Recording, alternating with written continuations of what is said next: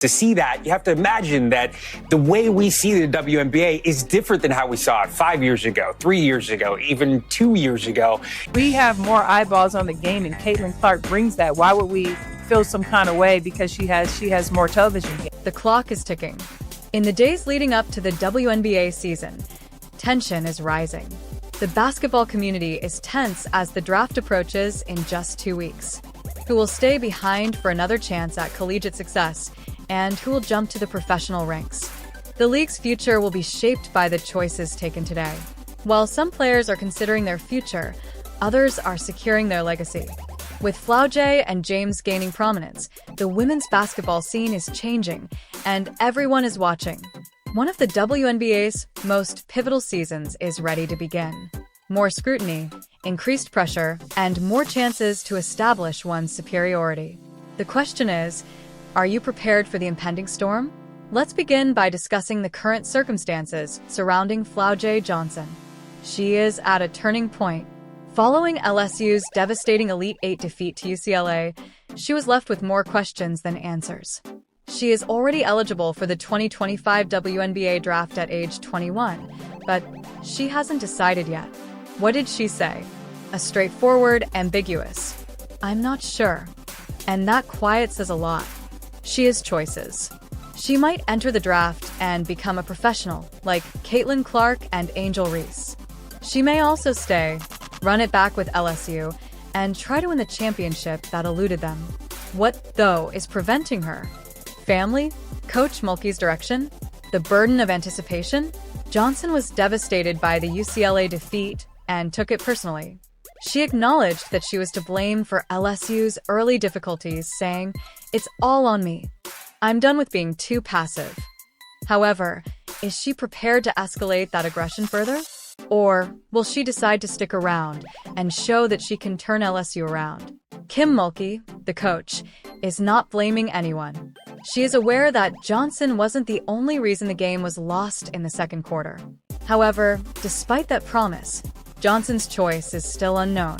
The world is watching to see what she decides, and time is running out. Lisa Leslie, meantime, has stood up for Caitlin Clark and questioned why certain players are offended. The criticism has been too much for Lisa Leslie. The WNBA legend made it apparent that Caitlin Clark is not only beneficial to the league, but is also transforming it. Sold-out arenas, larger audiences, and more TV deals? That is not a coincidence. What Caitlin Clark has done for the women's game is indisputable, Leslie stated. However, not everyone is rejoicing about Clark's ascent. Some athletes feel underappreciated when they see the media attention. Is it envy? Angry? Leslie doesn't mince words. In actuality, the league as a whole gains when one player attracts greater attention. "We all eat when one player does," she stated. But does everyone think that way? It's not Clark's style to focus solely on her. She shares the limelight with her teammates and has shown tribute to the greats that came before her. But the criticism never stops. She is receiving too much attention, according to some. Leslie's perspective, however, is straightforward.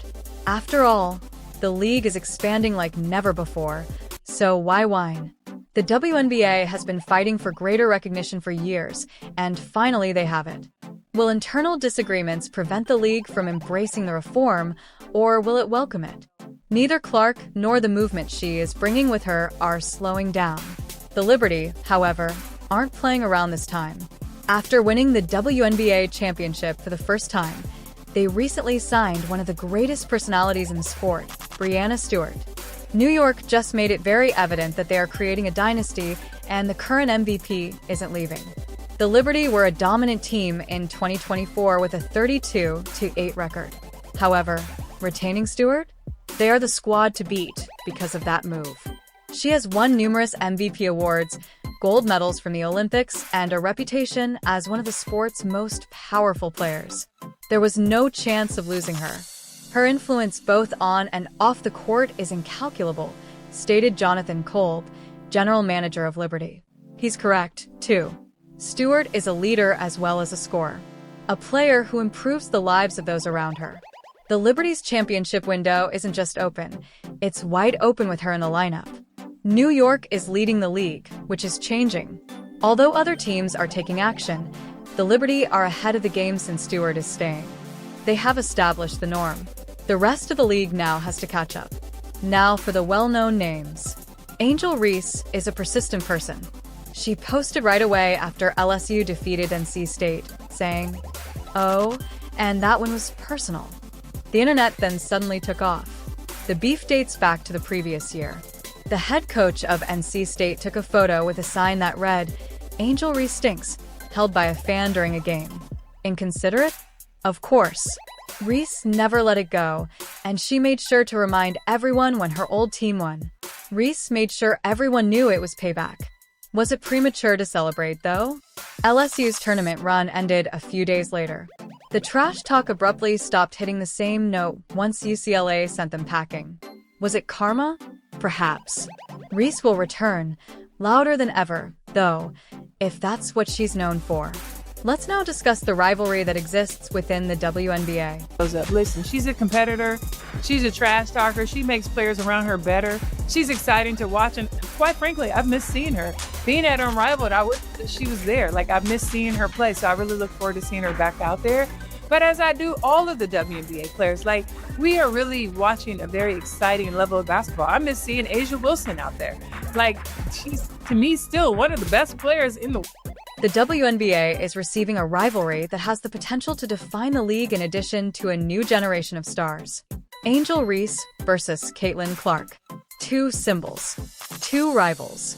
They will also clash 5 times in 2025. The excitement is genuine. Changes have already been compelled by the Fever vs. Sky game.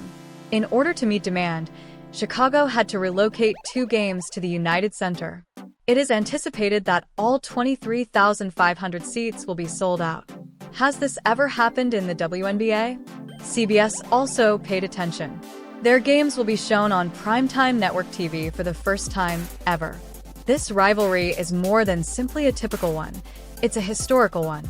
The amount of fans Clark and Reese are drawing is unprecedented for women's basketball.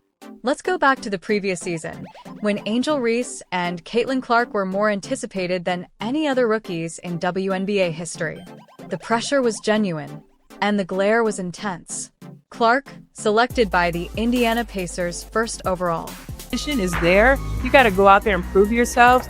And listen, are we going to get upset about 5, 6, 10 games less on television or not?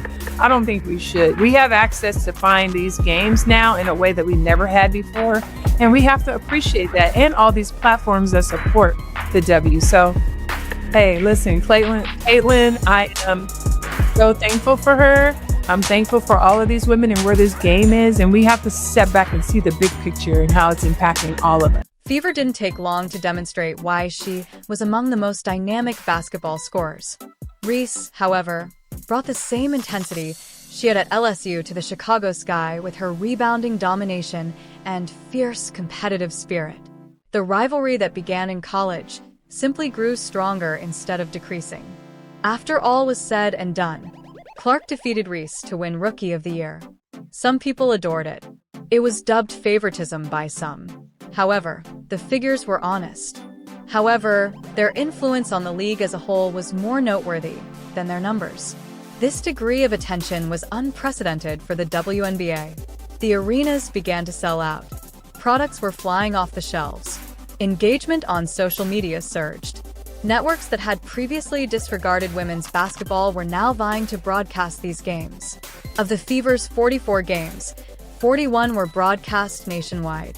Not even the reigning champions received that level of publicity. Player compensation increased in tandem with the league's earnings. The best quote came from Lisa Leslie: "When one player eats, we all eat." Reese's feisty attitude and Clark's entrance weren't simply enhancing their own brands, they were elevating the WNBA as a whole. The true question, though, is whether this season will surpass the previous one in size. The excitement is already growing, and the itinerary is established. 2 of the 5 games that Clark and Reese will play this season will now take place in the enormous United Center. In WNBA history, that is a first. In yet another innovative approach, CBS has positioned them in primetime on network television. This season might be the explosion if the previous one was the spark. So, Is this even the start of something?